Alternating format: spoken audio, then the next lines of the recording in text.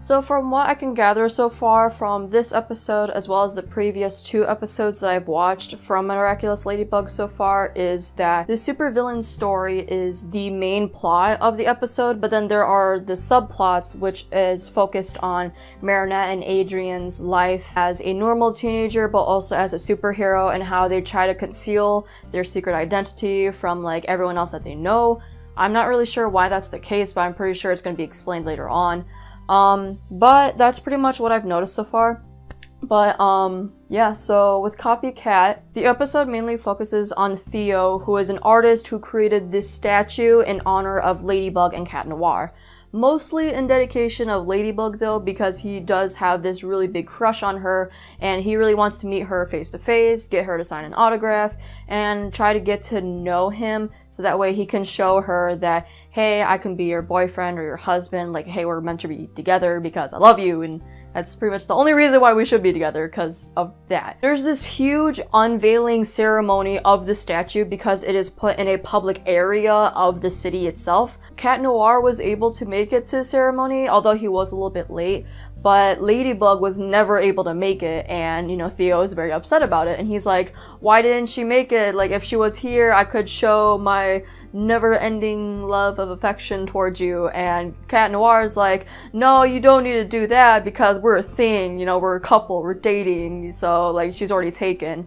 And so Theo, of course, he gets really mad and upset about this whole thing because he's like, what does she see in him? Like, he's a total jerk, he shouldn't be with him, she should be with me, and that's his mindset. And so that's when, of course, Hawkmoth decides to akumatize him, transform into a supervillain named Copycat, who is a literal copy of Cat Noir. Now, the reason why Ladybug was not able to go to the ceremony on time is because Marinette was focused on other things that she wanted to do. Of course, it's involving Adrien because she has a huge crush on him, and why not? Tiki suggests to Marinette that she should try calling Adrien instead of trying to talk to him face to face, since it would be easier for her, but it really wasn't because she was fumbling through her lines.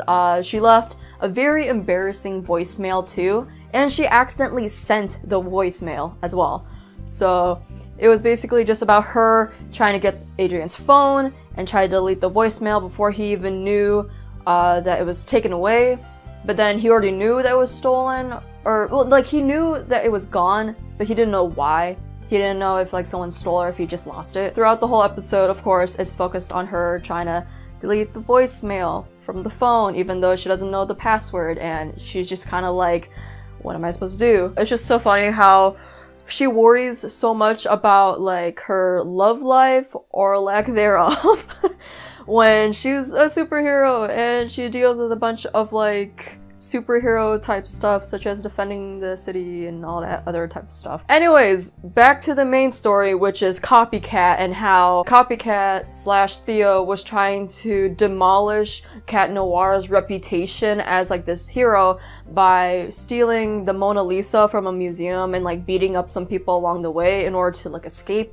And so Cat Noir's like, oh, let's go to the crime scene and see if he's still there. He was like trying to clear his name. And of course that didn't really work out because they imprisoned him in the museum, and then he escapes. And he finds Copycat in like this den, and like he set up like this pretty obvious trap. But of course he fell for it because it's Cat Noir. One part that really caught my attention was the fact that Cat Noir tried to use the cataclysm to destroy the chains that he was in, but then Copycat / Theo used it to like destroy this piece of cement or wood or something. He knew what his superpower was. He knew what it was supposed to do and everything. I think he also knows what the Miraculous does as well, in terms of like, oh, if you use your superpower, then like you're gonna transform back in 5 minutes or something like that. Like maybe he does know about it, but I'm not really sure. It was sort of interesting to see that he knows so much about the superheroes because he's so infatuated with them, and it got me really wondering as to like how long they've been superheroes. I can't really tell how much time has passed because there's not really like any seasonal indications, you know, it doesn't change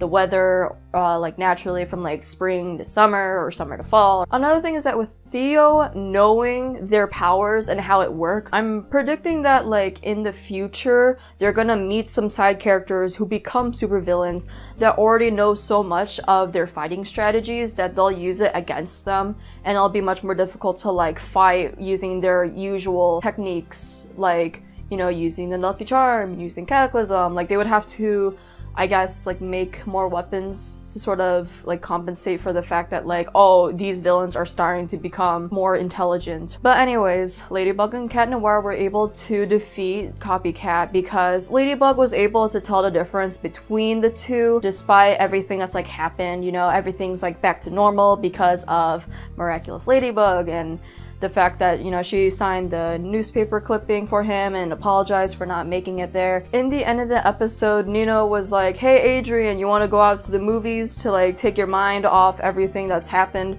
And he was like, sure, why not? And Alia was like, hey, how about we go with you as well? And so Marinette was able to go to the movies with Adrien like she wanted to earlier in the episode. So it was really cute in that regard. And even though it wasn't technically like a movie date per se, it was more of a friendly hangout, you know, but I mean, she can't really complain because she's still going out with him. This episode was honestly pretty entertaining to watch, considering that between the two Cat Noirs, there was, you know, some form of like fan service when like Copycat was trying to take away Cat Noir's ring and stuff, and it was just like, oh my gosh, it's so hot. This episode was also incredibly suspenseful, considering that Cat Noir was forced to waste his cataclysm, and so he was basically fighting against Copycat, but also trying to make sure that he defeats him in time. Because I'm pretty sure that once all the paws disappear on like his miraculous, he's going to transform back to normal, and he doesn't want the villain to find out his real identity. Of course not, because then, you know, it would be much more difficult for him to live as a normal person, let alone be like safe as like a superhero. It was honestly like really like suspenseful and stuff, and considering that like Theo is a surprisingly good fighter, which is very like interesting to see, considering that he is an artist. Like that's his occupation. You don't really expect them to be physically fit at all. I honestly really enjoyed this episode. It's really different from like the usual episodes that I see where like they use their powers and like it all goes according to plan, considering that there was that little plot twist with the cataclysm. But other than that, like it was honestly like really interesting. I really do like episodes like this where it like switches up the formula a bit to like make it more interesting and stuff, and also to make sure that it doesn't get like too episodic, you know what I mean? Because like as much as I do love the characters and the universe that they're in, it does get pretty boring after a while if it's all just the same exact thing over and over again. So those are my thoughts on Copycat. Let me know how you guys feel about this episode in the comments section down below, and I'll see you guys later. Bye!